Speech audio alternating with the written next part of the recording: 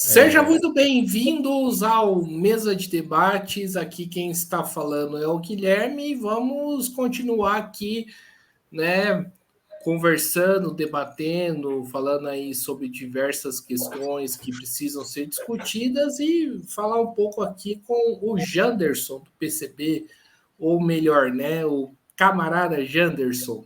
Né? Vamos falar um pouco aí de política nacional, um pouco aí de juventude, cultura, né? Discutir um pouco aí, né, dos trabalhos, né, que o Janderson faz aí, né, na sua militância. Então, sem muita demora, sem muita enrolação, peço aí que o Janderson, né, se apresente aí para o público do Mesa de Debates. Então, fique à vontade, Janderson, para começar.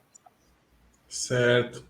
Bom, primeiramente, boa noite aí, bom dia ou boa tarde para você que está assistindo aqui no Mesa de Debates de Tudo Um Pouco. Sou o camarada Janderson, agradecer aí o Guilherme pelo convite, pela ideia trocada para marcar isso daqui.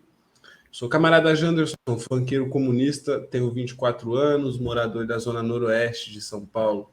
Desde que cheguei aqui na cidade, cheguei na cidade com 2 anos de idade, sou pernambucano de Jaboatão dos Guararapes, e desde então fui criado por aqui mesmo, né? Desde os 9 anos eu canto funk, desde os 15 eu juntei luta social, revolução, comunismo nas minhas letras, né? Passei a cantar algo mais voltado a isso. E desde então eu tenho tentado dividir aí a propaganda revolucionária e a agitação revolucionária tanto com comunicação política quanto com arte, né? Com música, com show, com exposições artísticas. E é isso. Por hora, acho que eu começaria por aí e o restante a gente vai trocando uma ideia aí. Maravilha, Janderson, né? E camarada Janderson, me responde uma coisa aí, né? Você falou que trabalha, que faz, produz aí bastante funk, principalmente o funk, né, comunista e tudo mais. A primeira pergunta que eu faço é como explicar a imensa criminalização que existe dentro do funk? Mano, olha, isso se explica principalmente se a gente for observar pela ótica de classe e, consequentemente, a ótica racial desse cenário de disputa, né? Por quê? Porque as culturas afro-brasileiras, né, tudo que vem da diáspora africana predominante aqui no Brasil, nas Américas e tudo mais, é tido como marginal, é colocado como crime em algum momento da história, através de algum improviso ali da justiça burguesa, no caso do samba, por exemplo. Né? O samba, durante um período, ele passava a ser proibido através da lei da vadiagem, já que um dos principais instrumentos para se fazer o samba era o pandeiro, e você não podia, o pandeiro, o tambor e outros instrumentos, e você não podia circular durante o período da história do Brasil, durante 1930, por aí, pelo Rio de Janeiro, por São Paulo, sem estar empregado, fazendo barulho pela rua e tudo mais. E aí você caía na lei, né? Você era enquadrado na lei da vadiagem, poderia ser levado preso se estivesse fazendo barulho por aí e não estivesse provando que ou está indo para o trabalho ou está voltando do trabalho, enfim. Você deveria provar que produzia para aquela sociedade para poder ter o direito de exercer sua liberdade artística ali. E isso só existia, de fato, para conter, para controlar o comportamento cotidiano da população preta da época, que se ficasse vadiando pelas cidades, não produziria da maneira, no ritmo que a classe dominante espera que aconteça, né? Não produziria da forma como eles esperam. Ficariam mais preocupando em se divertir, exercer seus rituais e trabalhar, né? Mas de maneira um pouco mais dividida, de maneira a não fazer muito parte, enfim, de toda uma cosmovisão da classe dominante da época que compreendia a dignidade humana a partir do que a pessoa fazia, né, no cenário da produção, na sociedade. Se a pessoa não produzia, ela era vagabunda, ela era imprestável e tudo mais.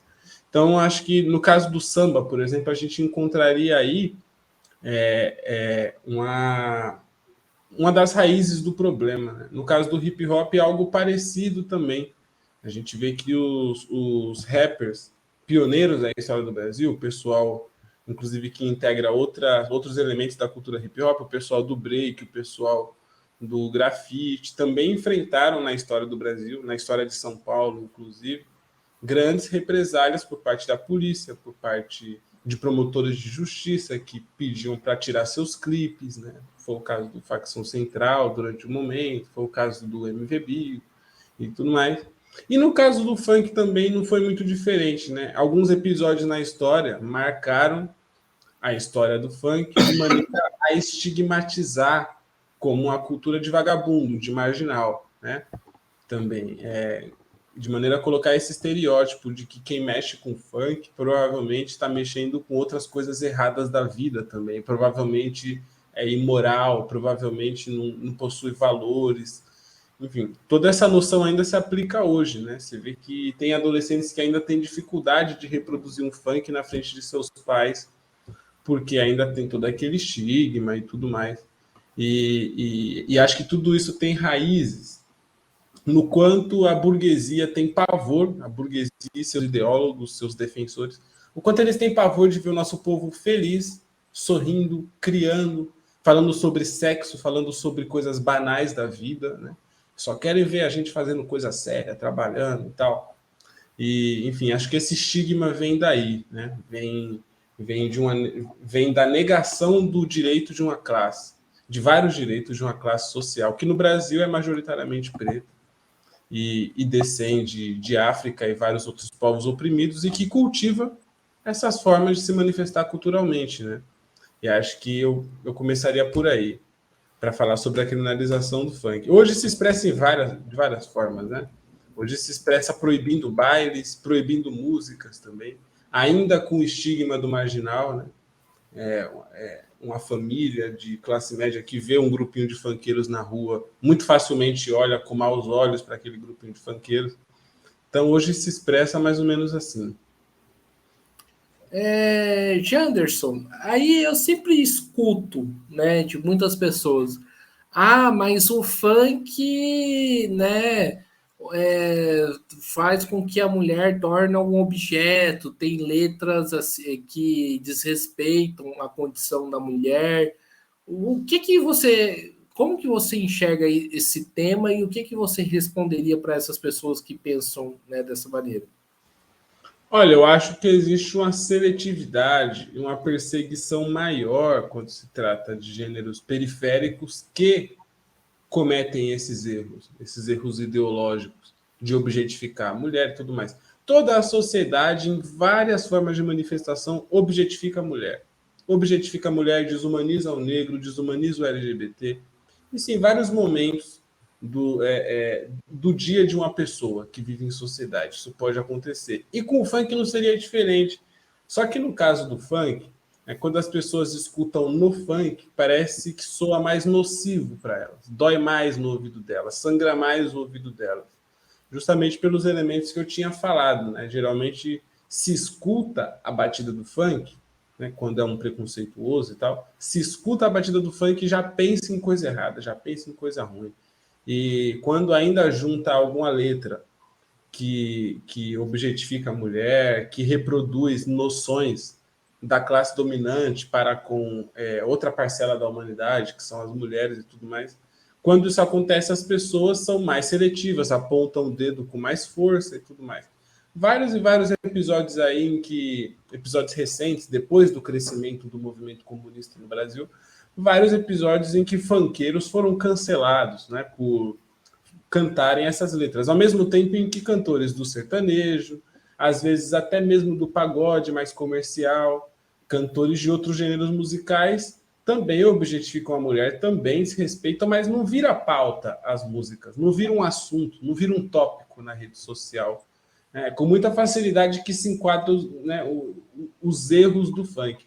E eu coloco erros também, entre muitas aspas, porque é um assunto complexo, porque, por outro lado, inclusive existe, deixar um abraço para ele, existe um intelectual muito qualificado no Brasil hoje que trata com esse assunto com mais riqueza, que é o Tiagson, meu camarada aí, meu parceiro do ABC, um abração para ele, e que tem uma abordagem interessante, que traz um ponto interessante também, e que não necessariamente faz com que todos os funkeiros tenham a mesma visão do que as pessoas mais críticas do capitalismo, né?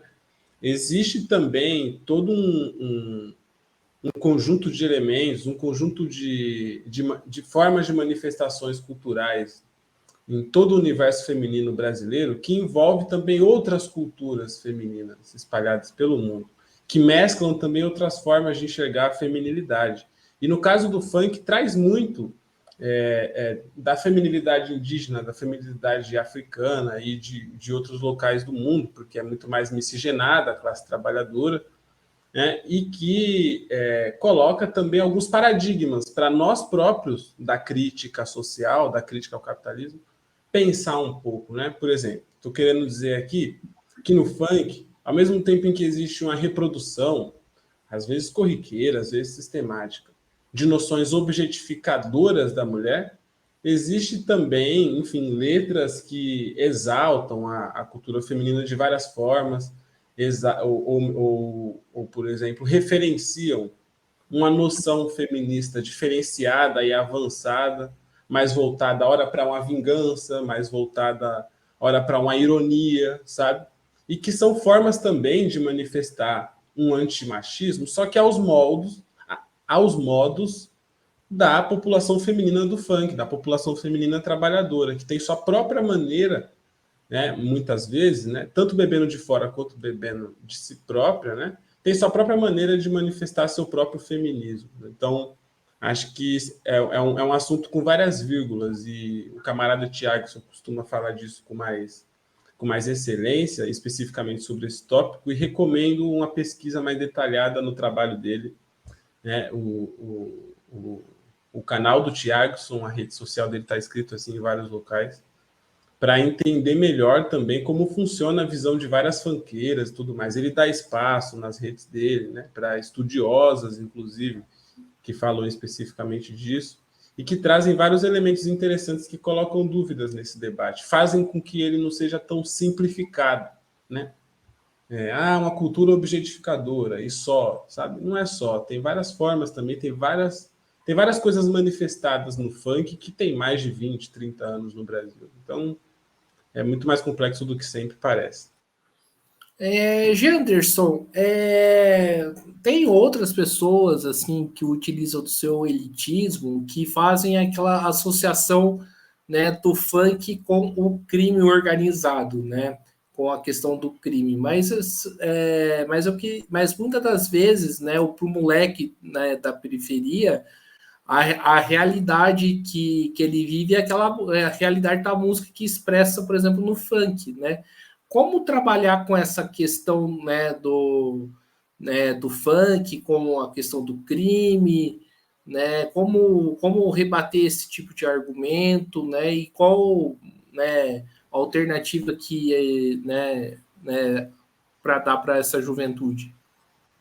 Olha, inevitavelmente no funk a gente vai ver uma parcela de pessoas, ora cantando, ora ouvindo, tudo mais, interagindo com músicas que falam sobre o sofrimento material das pessoas, os dilemas materiais diários das pessoas. No caso da juventude precarizada do Brasil, a juventude fudida, marginalizada das grandes e pequenas cidades, no caso dessa juventude tem vários dilemas próprios dela, que acontecem inclusive em vários países onde existem periferias na América Latina, né? Não é só no Brasil, que é a cultura do banditismo, do crime organizado, enfim, dos comércios ilegais, dos mercados paralelos, né?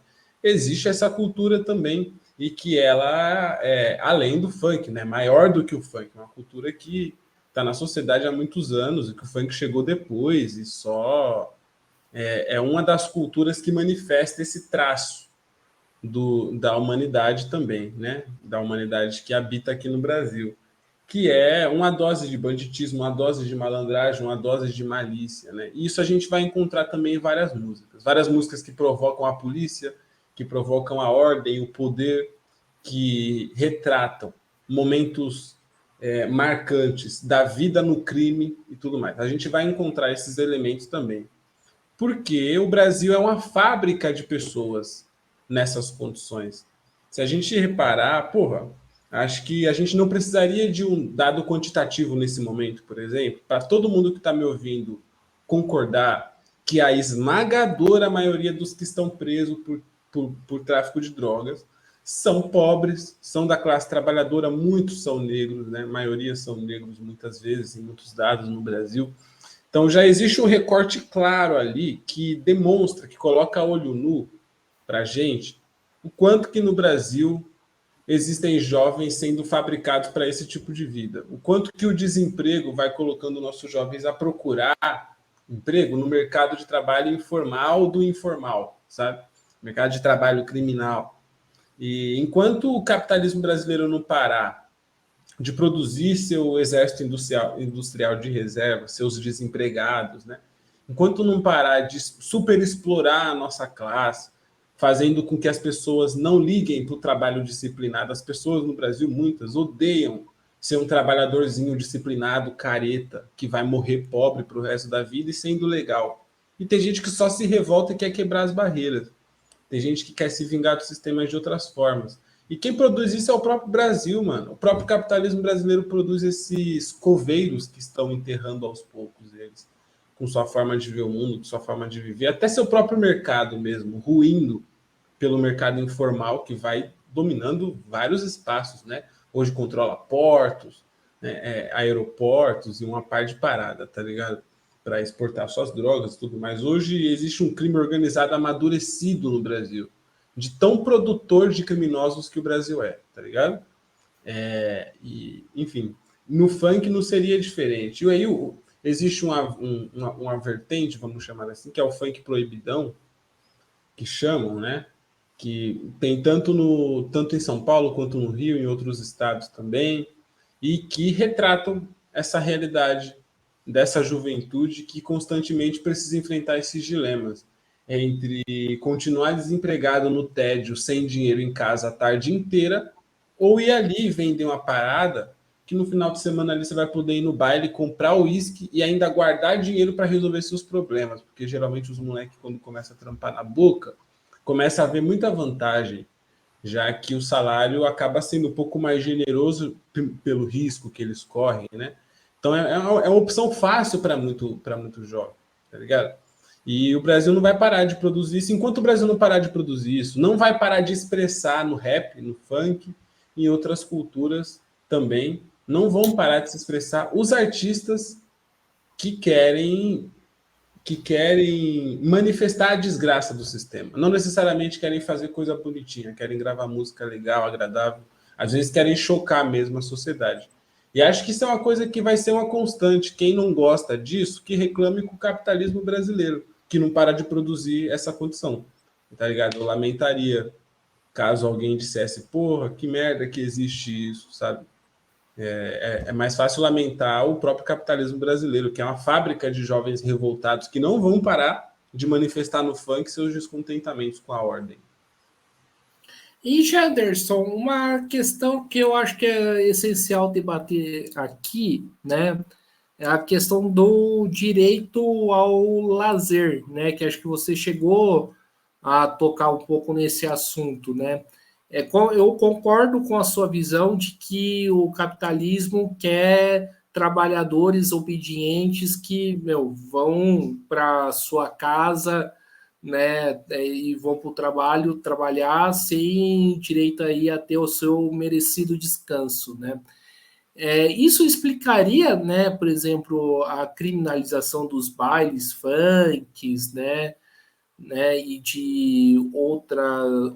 de outro centro aí de lazer aí da juventude periférica.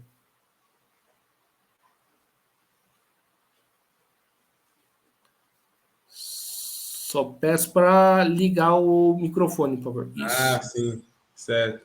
Bom, eu diria que sim, sim. como eu costumo dizer em algumas intervenções, né? A criminalização dos bailes funks tem a ver com diferentes questões que se dialogam, que foram amadurecendo juntas também na história do Brasil. A primeira que eu citaria, né, é o pavor ao descanso dos jovens operários, dos jovens desempregados e estudantes pobres, né? Existe um pavor, existe uma aversão ao descanso dessa juventude, né? Que quando descansa em massa, quando vai curtir em massa, é sempre vista com maus olhos, sempre vista como vagabunda, é sempre vista como incômoda para a cidade. A gente lembra, por exemplo, como é que foi a repercussão dos rolezinhos nos shoppings em São Paulo em 2014, não sei quem lembra, né? Naquela época, muita gente de classe média, gente fresquinha, gente da burguesia, que ia manifestar seu ódio contra aqueles rolezinhos, né? Muita gente ficava dizendo que, pô, um monte de pobre que não vem comprar nada, só anda, só desfila, só vem passear, toma um sorvete e vai embora. Tem gente que não consegue compreender com leveza, com humanidade, o quanto que as pessoas pobres também gostam de lazer, de tirar um barato, né? Então tem essa aversão ao descanso que dialoga também com a forma como foi pensada a cidade, porque a forma como foi pensada a cidade tem a ver com a forma como foi pensado o descanso dessas pessoas. Vamos lá. Na história do Brasil, os trabalhadores, quem era o grosso da mão de obra durante um período, era escravizada. Ou seja, a moradia dessas pessoas, durante um grande período da história do Brasil, período maior do que esse que a gente está vivendo, de liberdade no mundo do trabalho. Hoje a gente é dono das nossas próprias forças de trabalho e a gente aluga para um capitalista, a gente vende para um capitalista durante algumas horas. Antigamente, antes de 1888, muitas pessoas eram obrigadas a trabalhar, era trabalho forçado, e moravam nas senzalas, embaixo dos casarões, ao lado dos casarões dos senhores, trancados ali, e só saíam para trabalhar mesmo, né? Durante esse período, a classe senhorial do Brasil não precisava pensar como vai ser a dinâmica urbana aqui, ou rural dessa cidade. Como é que vai ser para as coisas fluírem? Não, o que precisa passar é o cavalo, a carroça do senhor, para ele chegar na porta dele e entrar e dormir. Já era isso que importa para ele durante esse período. Então, não se pensa a cidade ainda de maneira excludente nesse período. Inclusive, ao contrário. Não dá para excluir o escravo durante a escravidão, excluir geograficamente ele, senão você isola, aumentando o risco dele próprio fugir, criar seus quilombos, criar suas formas de poder autônomas. Você precisa manter ele embaixo de você, sob o seu poder. Então, isso influencia muito, né? Essa característica econômica do Brasil antes de 1888 influencia muito na maneira como vai ser pensada a cidade depois da abolição. Porque aí, depois da abolição, uma grande parcela da população brasileira, né, e a esmagadora maioria da mão de obra afro-brasileira começa a ser renegada e substituída pela mão de obra de europeus operários que vieram da Itália, principalmente, mas também da Alemanha, da Inglaterra e tudo mais, na transição entre o século XX, entre o século XIX e XX, né? A classe senhorial brasileira que vai se tornando burguesa, que vai se aburguesando, vai preferindo chamar o operário branco da Europa porque é mais adaptado ao mundo operário, às máquinas, ao comércio urbano, dinâmico, rápido e tudo mais, né? E começa a dar primazia a contratar esses trabalhadores operários brancos, que vão formando a cidade de São Paulo, por exemplo, né? Mas também outras, quase na mesma dinâmica. Pessoas que têm mão de obra livre ou são filhos da intelectualidade dos senhores e que vão bolando a cidade, vão planejando ali, tá, essa rua aqui, esse bairro aqui, as pessoas que vão vivendo ativamente a cidade, né? Passaram a ser pessoas brancas, operários brancos, a classe média branca, que foi construindo a urbanidade. Na medida que a renegada mão de obra do nascente operariado negro estava voltando a ser atrativa para o mercado urbano, porque aí faltava alguém preencher aqueles serviços que, segundo o Florestan Fernandes, ele chamava de serviços que calhavam. Quando esses operários começaram a voltar em massa para as cidades, depois de irem sendo expulsos aos poucos para o campo de novo, né, pelo operariado branco que vem na cidade, Quando isso acontece, esse operariado negro e de pele escurecida, né, pardo, descendente de indígena e tudo mais, quando as pessoas não brancas começam a reocupar as grandes cidades, começa a reocupar de forma irregular, começa a reocupar do jeito que dá. Na hora de erguer um barraco, você não tem os tijolos da hora para você fazer isso. Chegando em São Paulo nos anos 10, tá ligado? Ou chegando em São Paulo, um nordestino, nos anos 50, como foi muito predominante, não tem material para construir uma casa boa, não tem contato, não tem amigos. Chega e tem que montar um barraco. Na época era no Capão Redondo, em Embu das Artes, né? Enfim, freguesia, Zona Leste, etc. E aí foram formando as periferias, os bairros irregulares, as ruas tortas das cidades, e que foram sobrando para a população trabalhadora excluída ali, e muitas vezes não branca. E aí configura um problema na cidade, onde o descanso não consegue encontrar um habitat, o descanso dos trabalhadores não encontra um habitat da hora, a não ser a própria comunidade, o que implica no incômodo de outros trabalhadores que querem descansar dormindo e não curtindo, tá ligado? E vira um problemão, onde ninguém consegue identificar direito o culpado. Mas eu diria que o culpado a história do capitalismo nas cidades, a história como o capitalismo desenhou as cidades. Esse é o verdadeiro culpado pelo dilema que vive os funkeiros hoje e esse dilema do direito à cidade, que uma parte da juventude trabalhadora vive. Eu acho que as raízes da explicação tá por aí, né? A história econômica das cidades. Inclusive, eu tenho um vídeo sobre isso lá no meu canal. Desculpa até me alongar aqui. E eu recomendo que você assista lá, você que está me assistindo, que é... Como é que é o nome do vídeo mesmo? Explicando as desigualdades em São Paulo. Esse é o nome do vídeo, certo?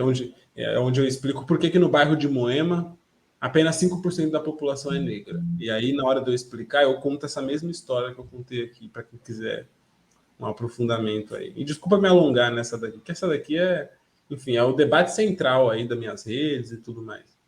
Sempre aproveito. Maravilha, fica à vontade para se alongar. Janderson,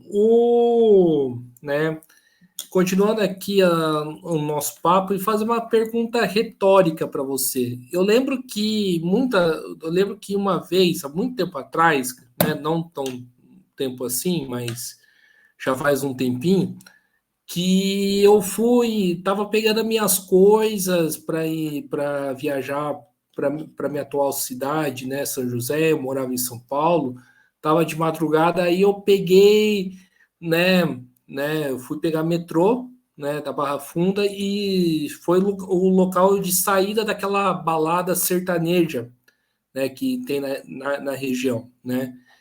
Aí de repente eu tava lá, eu vi um cara que deu um murro numa mina. Aí eu pergunto para você, por que que esse tipo de coisa, né, esse playboy babaca que deu um murro na mina, que com certeza deve estar bêbado ou até mesmo drogado, esse cara não é devidamente criminalizado, mas você vai criminalizar aí uma festa, né, de periferia? Mano, esse também foi tema de um dos meus últimos vídeos lá, que eu peço pro pessoal e depois procurar para ver mais detalhes. Mas eu vou trocar uma ideia sobre isso que é muito interessante.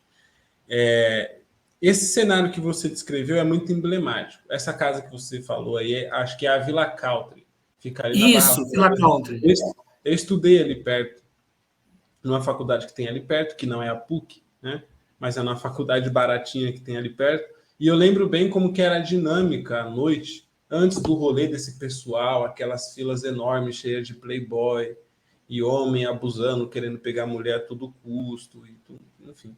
Eu já vi alguns ensaios desse pessoal. Também é uma cultura que usa bastante a cidade, que vive bastante a cidade, e não é, como você falou, criminalizada da maneira, estigmatizada da maneira como poderia, da maneira como são muitas pessoas que exercem aí, que manifestam culturalmente algo relacionado à cultura preta brasileira, né? Muito mais facilidade essa pessoa é criminalizada. Veja, tem alguns exemplos que eu costumo falar na rede. Em 2014, teve Copa no Brasil, tá ligado? As pessoas devem lembrar, teve Copa, e ela foi realizada no Brasil. Os estádios foram no Brasil. Então, vários gringos vieram pro Brasil para viver a Copa e tudo mais. Vocês devem lembrar que várias cidades se prepararam para o turismo, aquela coisa toda, né? Bom, em São Paulo tem um bairro boêmio chamado Vila Madalena. Inclusive, eu estava lá esses dias tomando uma cervejinha no aniversário lá. Uma vez ou outra a gente acaba indo para lá. Existe um bairro boêmio de classe média que é a Vila Madalena. Lá, aquele espaço faz com que Pinheiros... Ali fica dentro de Pinheiros, a Vila Madalena, né? A Vila Madalena faz com que Pinheiros lidere o ranking das denúncias do Psil, das denúncias de barulho na cidade. Pinheiros lidera por conta da Vila Madalena, por exemplo. Ou seja, é o lugar mais barulhento da cidade. E aí você vai pegar por outro ponto de vista. Na Copa, ficou muito mais barulhento e bagunçado, porque a prefeitura preparou o local para receber os turistas, e, né, traficantes entraram em ação, porque é turista pra caramba, playboy pra caramba, querendo beber seguro dentro das grades que a polícia separa para eles brincarem, né, se divertirem. A polícia até prepara o ambiente para a classe média curtir na cidade. Tinha droga, aglomeração e confusão, briga. Os vídeos da Copa de 2014 na Vila Mariana, se você pesquisar no YouTube, Vila Mariana, reportagem, Copa, tá, Vila Madalena, quer dizer, e tal, você encontra vídeos de reportagem, né, o pessoal do SBT, da Band, falando sobre tráfico, sujeira, tá ligado? O trabalho da polícia ali e tudo mais, as dificuldades para conter brigas. Ou seja, existem brigas nesses lugares que a classe média frequenta também. Briga, tráfico, desgraça, cheiro ruim, mijo na porta dos outros. Existe todo tipo de desgraça, mano. Playboyzada enche a napa de farinha mesmo. Essa é a verdade. Bala, tá ligado? Droga pra caramba o tempo todo. E a polícia não... E isso não vira pretexto para a polícia chegar lá de maneira truculenta. Por exemplo, se você fala para um tal cidadão de bem, um típico cidadão brasileiro de direita, e fala, pô, o baile funk ele funciona assim, tem isso, tem aquilo que é bom, mas também tem esses problemas, né? A rua às vezes suja, o barulho é alto e etc, etc. E aí, se você chega e fala isso para a pessoa justifica rapidinho a polícia chegar e meter bomba. É rapidinho ela pensar nessa solução. Rapidinho, uma pessoa de direita. Agora, descreve o cenário da Copa para essa pessoa, tá ligado? O cenário da Playboyzada usando a cidade da maneira como bem entende que tem que usar, bagunça a cidade e tudo mais. Pergunta a solução. É muito mais fácil essa pessoa humanizar automaticamente e pensar, bom, acho que a solução é, sei lá, a polícia poderia chegar com aquele jato d'água, ou se não chegar lendo uma mensagem em inglês e espanhol, que foi o que a polícia fez, pegou um megafone, começou a ler uma mensagem em inglês e espanhol pedindo, por gentileza, que a Playboyzada desocupasse a rua e parasse de vender droga e usar droga, por gentileza, né? Enfim, em um dos meus últimos vídeos eu mostro essa contradição, porque aí, se por um lado a polícia tratou a festa da Playboyzada na Copa de 2014, na Vila Madalena, assim, por outro lado, em Paraisópolis, diante do baile da 17, em dezembro de 2019, 9 jovens perderam sua vida porque estavam no baile funk e a polícia, né, promoveu uma incursão policial ali no local com pretexto de perseguir um motoqueiro, mas era parte, sim, de um constante enfrentamento aos bailes, para sufocar os bailes, para reprimir, intimidar a juventude, né? A polícia foi lá e provocou toda aquela tragédia que aconteceu, né? E a própria polícia provocou, encurralou aqueles jovens, né? Que provocou pisoteamento, bateu nos jovens enquanto os encurralavam, né? De várias formas, e acabou, né, acontecendo de nove vidas serem ceifadas por conta desse cenário de criminalização. Então, a polícia ela age com truculência contra as festas da periferia, a polícia acaba com a festa do povo com muito mais facilidade comparado à forma que acaba com a festa da Playboyzada, né?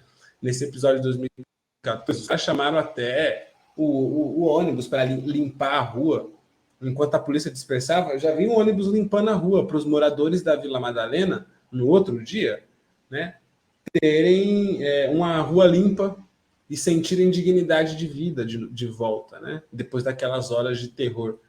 Enquanto aqui na periferia, tipo, foda-se, entendeu, mano? Tem festa, tem feira, tem qualquer coisa. Demora mais para o caminhão vir limpar as coisas, entendeu? Enfim, é uma diferença enorme com a qual o poder público trata as festas na cidade.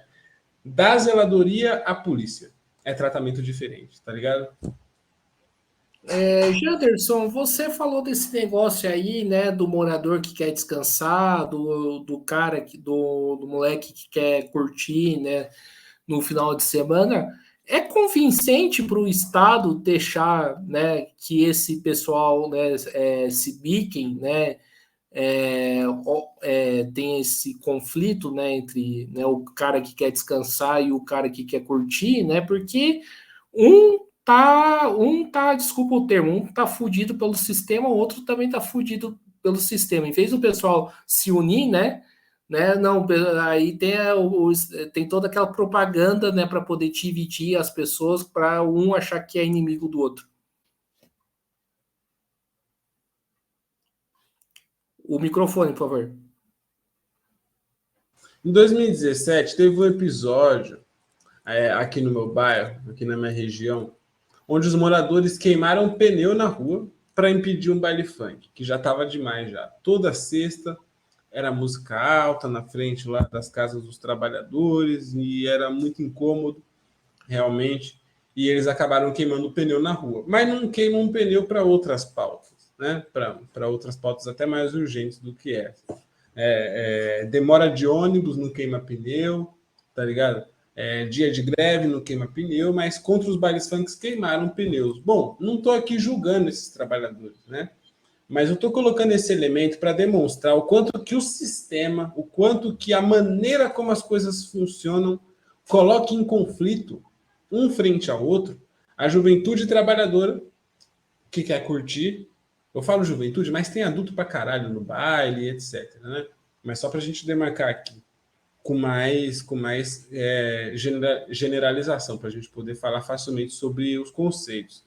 Mas de um lado coloca a juventude que quer curtir contra os trabalhadores que querem descansar. Sendo que em ambos os lados tem pessoas que descansam e trabalham. Muitos dos funkeiros que estão ali curtindo a noite naquele dia trabalharam ontem ou trabalharam hoje mais cedo, chegaram em casa ansiosos para tomar um banho. E essa foi minha vida durante vários anos, quando eu trabalhei registrado fora de casa. Né? Era chegar ansioso em casa numa sexta-feira para me arrumar, foda-se o cansaço da perna, das costas. Eu tomava o banho, estava limpinho, estava novinho e queria sair, tá ligado? Um trabalhador que quer madrugar na rua, né? Coisa que as pessoas não conseguem juntar na mesma pessoa. Elas acham que ou você tem disciplina e acorda cedo, ou você gosta de funk. Os dois não dá, né? As pessoas têm esse imaginário. Bom, o sistema coloca os trabalhadores que querem descansar contra os trabalhadores que querem curtir. Tudo por conta de uma bagunça urbana que não prepara a cidade para os diferentes momentos. Imagina que a gente vivesse numa cidade que não priorizasse o lucro, o escoamento de produção, que é a sociedade paulistana, a cidade de São Paulo é basicamente voltada para o escoamento da produção. O escoamento da produção. Você olha para a cidade e pensa que ela se baseia na produção interna e circulação interna ali, para o bem-estar interno, em poucos lugares, cheio de árvores, bonitinhos e tal. Em uma parte da cidade você só vê estrada direcionada para o litoral, para os aeroportos, tá ligado? Primazia de rodovias e tudo mais. Então é uma cidade voltada para o escoamento da mercadoria. Não é voltada para você parar, descansar e ser feliz, tá ligado? Então os trabalhadores não têm onde curtir. O pessoal que curte baile funk, nós funkeiros, não temos um espaço adequado, com acústica adequada, que suporte os nossos horários, porque assim, o poder público é doido para colocar limite, colocar horário estabelecido e tal. Não tem, para tentar solucionar a questão do funk, né? Arrumar um lugar, colocar um horário estabelecido e tal. Mas os funkeiros querem sempre mais do que isso, porra. A juventude não quer curtir por 4 horas e ir embora. Tá ligado? É da hora você chegar um pouco antes, fazer um esquenta, ficar um pouco depois, encher o saco do seu amigo que tá bêbado e não quer ir embora. tem todas aquelas fases do rolê que precisam ser garantidas para as pessoas também, e na cidade não cabe. Não cabe. Vira a madrugada e começa a amanhecer, os trabalhadores já estão no pau de novo. Você pega o ônibus para ir para sua quebrada depois do rolê e fica sentindo vergonha por estar com bafo de cachaça do lado de um trabalhador cheiroso. Porque a cidade já volta a milhão já. Tá nem aí para quem tá no rolê, não. A cidade não tá nem aí, tá ligado? É uma cidade voltada para isso. Então cria esse conflito entre trabalhadores que querem descansar e os que querem curtir. E acho que talvez responda um pouco aí dessa provocação que tu fez. Sim, concordo. Só um ponto aqui para avisar a audiência. Eu vou enrolar um tabaquinho aqui, tá? É tabaquinho, viu, gente? Só para que Então, vai aparecer na tela. alô, YouTube, por favor, não me censura.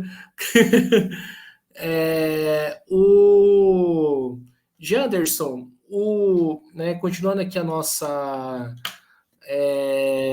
conversa, né? Né, você falou aí dessa questão do curtir. Confesso, eu tô, né, perando a metade dos meus 30, né? Tô com 33 e confesso que ficar na noite, ficar até de madrugada ou, né, quando eu aguento ficar até amanhecer é legal pra caramba, né? Quem não, assim, tem gente que não gosta, mas eu acho, né, bacana, né? Parece que o capitalismo, né, novamente, não permite que as pessoas, né, curtam, né, tem esse momento, né, de lazer, de extrapolar um pouco, né? Novamente, liga o microfone. Uhum. Desculpem aí. Se você for ver, o próprio cenário de lutas ou melhor, a favor da redução da jornada de trabalho ainda é um pouco estigmatizado e marginalizado. O próprio conjunto da esquerda tem um pouco de medo de defender isso, de tanto que estão despreparados para defender o descanso. Você percebe? Hoje, o repertório de discussão que as pessoas de esquerda costumeiramente têm no Brasil exclui o entendimento do porquê que a gente tem que defender o descanso. Perdeu-se a habilidade de defender o descanso e a redução da jornada de trabalho. E parou-se de pensar que o trabalhador ele vai ficar mais inteligente, mais calmo, com mais saúde, se ficar algumas horas a mais em casa, controlando o seu próprio tempo, fazendo seus afazeres domésticos, se realizando para si mesmos, né? E até mesmo as pessoas que eram para estar na luta, eu acredito, eu vejo que ainda não entenderam que passou da hora da gente defender o descanso, tá ligado? Durante uma parte da história, acho que até hoje, o conjunto da esquerda ainda diz muito para o trabalhador que no socialismo ou na nossa transição para a sociedade socialista, a gente vai precisar muito do trabalho aguerrido de todos, né? Porque diferente do capitalismo, no socialismo, as pessoas produzem para receber justamente e todos produzem em prol de todos, tá ligado? Então todos têm que trabalhar, tem que ter pleno emprego no socialismo. Essa é a meta dos países socialistas na história, se as pessoas forem pesquisar. Todos os países socialistas do século XX pensaram e tentaram atingir o plano emprego. Alguns quase conseguiram, como você pode pesquisar e atestar, né? Justamente porque a gente gosta de trabalho. Porra, a humanidade gosta de trabalho. E trabalho não é só você servir os outros. Trabalho é você pegar uma matéria e transformar, né? É você, de repente, transformar uma planta em tecido. É você transformar um conjunto de madeiras em uma mesa, tá ligado? Isso é trabalho também. As pessoas gostam de trabalhar. A esquerda gosta de trabalhar. A grande questão é que a gente não é besta. E a gente sabe que os capitalistas defendem uma jornada inumana para a gente, que é baseada no seu próprio cálculo. Eles olham lá as planilhas dele e falam, porra, eu preciso de tanto para lucrar mais do que no mês passado, conseguir comprar lá minha Mercedes, conseguir pagar os esquemas sujos que eu contratei ali para subornar uma parte do mercado, eu vou ter que pagar minhas coisas, então vai ter que ser 8 horas mesmo, vai ter que ser pau no gato mesmo. Então, acaba que é um sistema que não consegue garantir o descanso e a humanidade plena de uma grande parte da população que já se acostumou em se fuder o dia inteiro, nem sabe mais reclamar que se fode o dia inteiro. Acha que é tudo normal, tá ligado? De tanto que fode as pessoas. E acho que a luta pela redução da jornada de trabalho, algo que o PCB, o meu partido, o partido do qual eu faço parte, defende, inclusive, e ajudou muito na campanha da popularização dessa pauta, né, em 2022, durante a eleição lá da Sofia Manzano, né, a gente entende que lutando pela redução da jornada de trabalho, a gente vai estar lutando pelo descanso, pela maior produtividade, pelo aumento da produtividade dos trabalhadores, né, pelo aumento da realização das pessoas, e só começando por aí, rumo ao socialismo, parece utópico, parece distante, mas é realmente só isso que vai abrir as portas da melhora dessa situação. É quando a gente já começar a pegar na ferida do capital, reduzir a jornada de trabalho e encaminhar rumo a um sistema muito mais humanizado para com as pessoas, a opressão das pessoas, o sofrimento das pessoas, que é o socialismo único, viável, único possível, né? E que conseguiria realizar essas coisas. Enquanto o capitalismo perdurar, as cidades não suportarão o descanso. A geografia não suportará o descanso, tá ligado? Por exemplo, na União Soviética, isso daí eu confesso que ouvi camaradas comunistas falarem, não vi dado concreto, mas as pessoas que eu ouvi são pessoas que eu confio e é informação básica, uma informação simples. Qualquer um pode pesquisar agora para ver se é verdade mesmo. Mas em alguns países soviéticos existiam centros de descanso dos trabalhadores, centros de lazer, de descanso, onde você saía da fábrica e ia direto para um lugar onde tocava uma música ambiente, tinha uns puff, tinha umas paradas. Você só chegar lá descansar de graça, livre, ninguém vai te encher o saco, tá ligado? E hoje é inimaginável uma parada dessa. As pessoas iriam chamar de recanto dos vagabundos, se existe uma parada dessa não, hoje em dia, né? E é justamente porque o capitalismo ele é incapaz de fazer com que a humanidade caminhe rumo a uma compreensão realmente justa do que a importância do trabalho. Certo. E aí tem outra questão, né, que você tocou bastante, que eu queria que você aprofundasse, que é a questão do direito à cidade, né? Apesar de ser, né, de ter essa contradição, né, fruto do capitalismo, né, a gente não vai negar que São Paulo é uma. Só peço para desligar o microfone, acho que está dando microfonia isso, né? Não vou negar que São Paulo é uma cidade da hora para se curtir, né? O problema é que, por exemplo, né, você vai por exemplo, eu gosto de rock, né?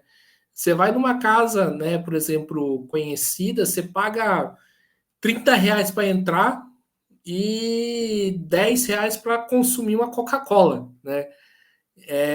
Aí fica difícil, né?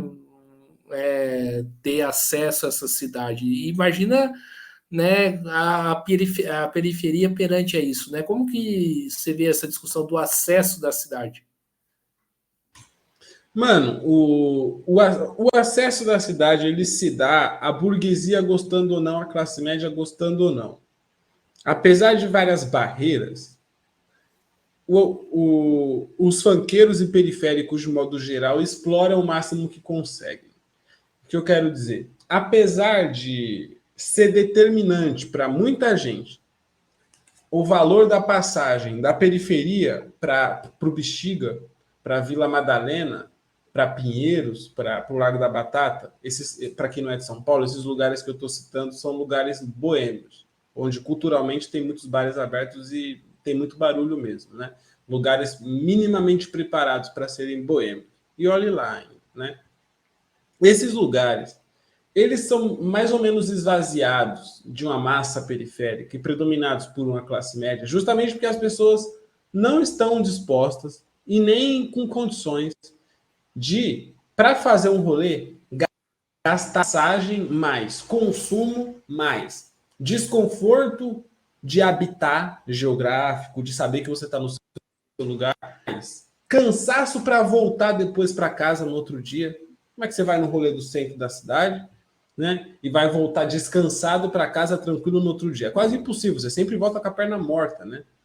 E eu, pelo menos, toda vez que eu vou dar rolê no centro de São Paulo, eu volto para minha casa todo ferrado, tá ligado? Tipo, cansado pra caramba. Porque eu tô em outro lugar para curtir, tá ligado? Tipo, pagar passagem, horas de transporte para curtir. Tem muita gente cuja dinâmica de vida, de curtição, é determinada por isso, tá ligado? Por esse impasse financeiro mesmo, objetivo, de não ser vantajoso você juntar um dinheiro para fazer isso, tá ligado? Existem as pessoas que, portanto, optam por nem ir para esses bairros de classe média para curtir e ficarem na sua própria comunidade, gastar 40 conto em umas doses ali, já dá uma brisa, tá ligado? E tal. Já bebe também com os amigos, que já ajuda a dividir um pouco as coisas e tal. Tem gente que só prefere ficar nessa. Por isso, até por isso, são cheios os bailes de favela. Vira a opção de rolê para muita gente, inclusive não funkeira, né? Para quem não sabe, os bailes aglutinam muita gente não funkeira. Enfim. Bom, por outro lado, existe uma parcela da juventude que aspira a ocupar a cidade mesmo. Tipo assim, tem uma parcela da juventude periférica que não se contenta só em ir num baile. Também quer ir numa biblioteca lá no centro pegar um livro, também quer ir numa exposição cultural, também quer ir num cinema gratuito que geralmente só uma parcela da juventude mais do centro conhece, tá ligado? Tem jovem periférico que explora o máximo que consegue também, né? Aproveita para sair aos domingos, porque agora o transporte está barato, já vi esse dilema acontecendo já. Pessoas têm aproveitado para ir para o centro no domingo, curtir a cidade por causa da gratuidade do transporte.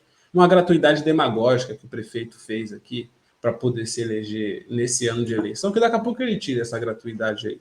Mas, enfim, e as pessoas exploram também, uma parte da juventude, das pessoas da periferia que gostam de curtir, exploram também o seu direito à cidade, o seu acesso à cidade.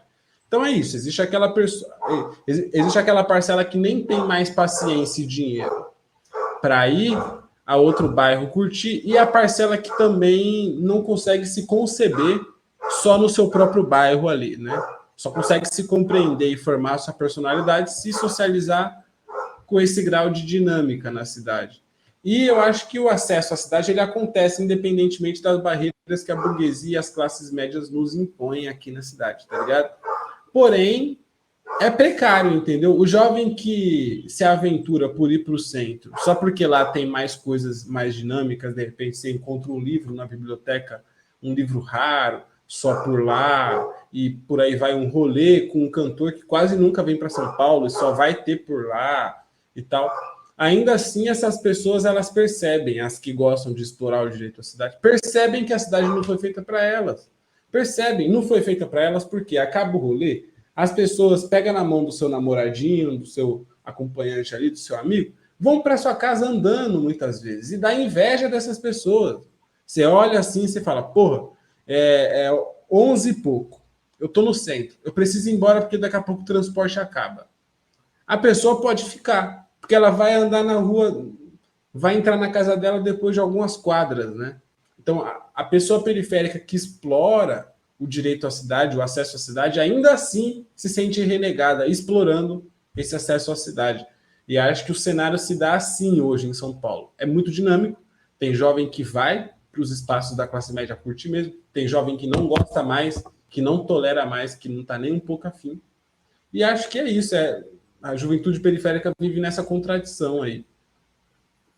E para a gente finalizar aqui a nossa conversa, Janderson, a gente falou que ia falar de várias coisas, mas acabou se estendendo aí num tema só, e acho que foi legal a gente ter falado bastante nisso, né? Fala um pouco mais do seu trabalho, né? O que você está fazendo, né? O que você está produzindo, né? De música, né? Qual que é a pegada aí do seu trabalho? Fala um pouquinho mais aí para a gente. Bom, com muito prazer aí, mano. É bom a gente tocar nisso porque eu estou num momento em que eu estou precisando muito de novos seguidores, de novos inscritos, de novos acompanhadores do meu trabalho, porque a gente está numa fase nova, pelo menos no meu canal lá do YouTube, onde eu estou trazendo cada vez mais conteúdos políticos, informativos, formativos também, né? E que tem dialogado, inclusive, com o mesmo gênero de conteúdo que alguns comunicadores marxistas têm puxado para a internet, ou seja, alguns conteúdos históricos, conteúdos jornalísticos, conteúdo, materiais de formação, conteúdos teóricos, né? Tenho tentado no YouTube falar um pouco sobre alguns assuntos, né? Então já recomendo aí o meu canal do YouTube, Camarada Janderson, onde você vai encontrar esses trabalhos lá. E aí agora, enfim, com a equipe renovada, né? Tá trabalhando eu e a minha esposa Lara, que é profissional, motion, e mexe muito bem em redes sociais e tem me auxiliado com esse trabalho, edição de vídeo, etc. Então, aumentou um pouco o patamar, está mais atrativo, está mais interessante e aprofundado. É só mais motivo para você que está assistindo, me conhecendo agora, ir lá no meu canal e se inscrever. Então, já aproveita lá, que a gente está numa fase nova, certo? Fortalece nós. E eu, desde os meus 15 anos, eu tenho tentado, em meio a um buraco, a um vácuo que eu sempre vi no cenário artístico, musical e tal, eu tenho tentado preencher uma lacuna que é o seguinte: existem muitos rappers, funkeiros que são conscientes, que trazem consciência, revolta, reflexão em suas músicas. Durante essas últimas décadas, o Brasil foi rico nisso, né? Em produzir artistas conscientes e que nos trouxeram muita sabedoria, muita malícia e que nos inspiraram a dar um passo à frente nessas críticas à sociedade que eles sempre fizeram. E aí eu resolvi fazer o seguinte: eu percebi, bom, algumas pessoas que se julgam revolucionárias, né, Marighella, Che Guevara e etc., Marx, Lenin e tal, né, essas figuras elas sempre foram um passo além da crítica social, do senso comum, da crítica social, do proletariado, a crítica econômica mais vulgar e tal. Sempre foram pessoas que propuseram a nova sociedade com ousadia, com coragem e peito estufado, sabe? E aí eu penso que é necessário crescer uma geração de funkeiros que tem essa disposição e que dê um passo além no funk consciente, cantando funk de luta. Um funk que não só lamente a morte dos nossos amigos da comunidade e tudo mais, mas que se revolte, proponha revolta, que agite as pessoas a lutar. Provoque as pessoas a lutar, não só ficar revoltada, mas lutar politicamente. Pensando nesse buraco que eu vi, pô, acho que mais artistas deveriam chamar as pessoas para a luta, né? Pensando nisso, eu pensei, bom, se eu sou um funkeiro que estou me tornando comunista, né, ali por volta dos meus 16 anos, por que não juntar as coisas, né? Por que não juntar as coisas? Entre os 15 e 16 anos, portanto, eu comecei a querer interpretar o meu ponto de vista que eu tinha nas músicas e tudo mais, o ponto de vista que eu tinha durante os atos, o ponto de vista que eu tinha olhando a cidade criticamente, eu resolvi expressar em funk de maneira mais crítica, falando a própria palavra capitalismo e não só miséria, tá ligado? Falando a própria palavra revolução e não só mudança, não só um mundo melhor, mas revolução, sabe? Eu resolvi dar esse passo além do ponto de vista da abordagem, né?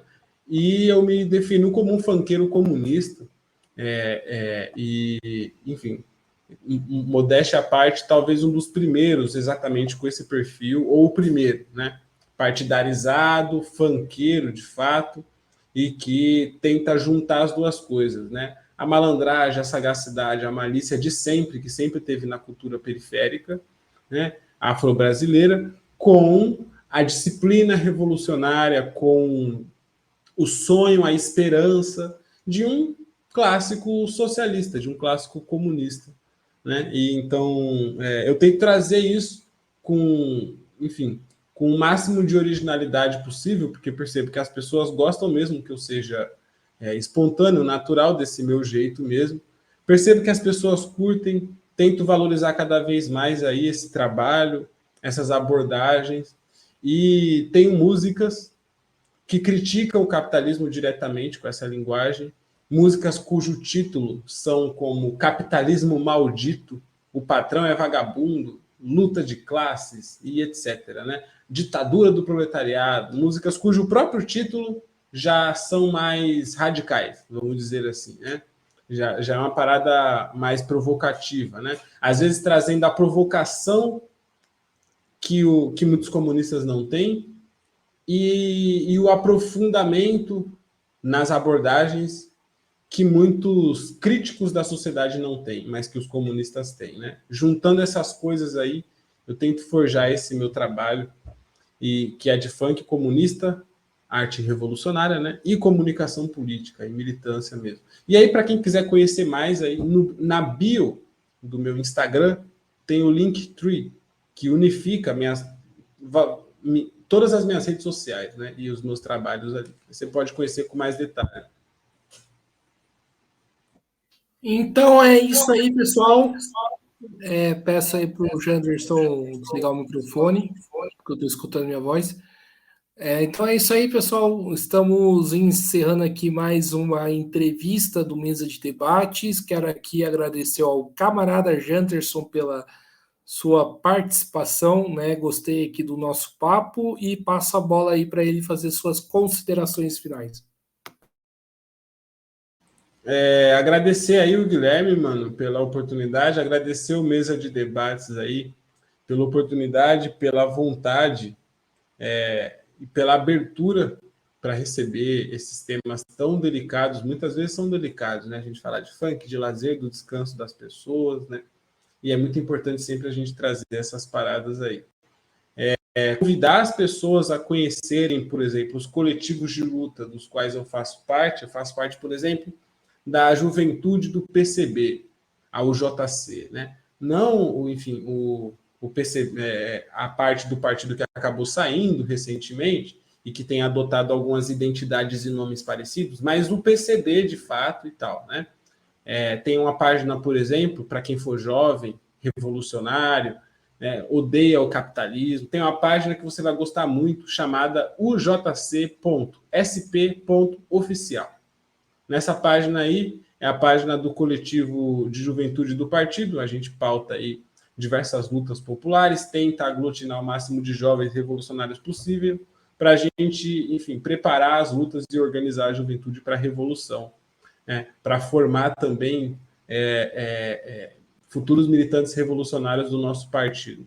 Tem também o próprio partido aqui em São Paulo, pcb.sp, lá no Instagram, e nas outras redes, nome parecido mesmo, né? No YouTube é PCB São Paulo. Tem também a página do PCB para quem não for jovem, mas para quem quer conhecer aí o nosso partido, para quem quer conhecer as nossas pautas e tudo mais, né? Visite o jornal Poder Popular, que é o jornal do partido, o órgão oficial que unificaria a nossa linha política, certo? Caso você queira financiar também o meu trabalho, tem também os meios de apoio mais tradicionais que a gente vê por aí, o Apoia-se, apoia.se/camarada Janderson, né? Você vai escrever na barra de pesquisa ou pelo Pix mesmo, que é camaradajan@yahoo.com. Enfim, fora isso, quero deixar um salve aí, um abração a todos e todas as fanqueiras que tiverem acesso a esse debate, que tiverem acesso a esse vídeo na íntegra, apelar para se inscrever no canal aí dos camaradas do Mesa de Debate, certo? E é isso, tamo junto. Convidar todo mundo para colar em peso nas manifestações do 8 de março que tiverem na sua cidade aí, para a gente dar uma resposta forte aos bolsonaristas num dia importantíssimo, importantíssimo para a história das lutas populares, que é o 8 de março, né? Honrar essa data com a grande presença nas ruas, fazer esse apelo aí para todo mundo que está me assistindo, certo? Que aqui em São José dos Campos não vai ser no dia 8, vai ser no dia 9, quem for aí aqui da minha cidade. Mas, mas compareça. Então é isso aí, gente. Peço aí que se inscreva no canal Podcast Mesa de Debates de Tudo Um Pouco. Acompanhe o nosso trabalho, né? Curta, compartilhe, comente este e outros vídeos para poder ajudar no engajamento, né? Aqui do canal. Também procura aí o camarada Janderson nas redes sociais do YouTube e se inscreva, né? Assim que terminar aqui a live, terminar de jantar, vou se inscrever.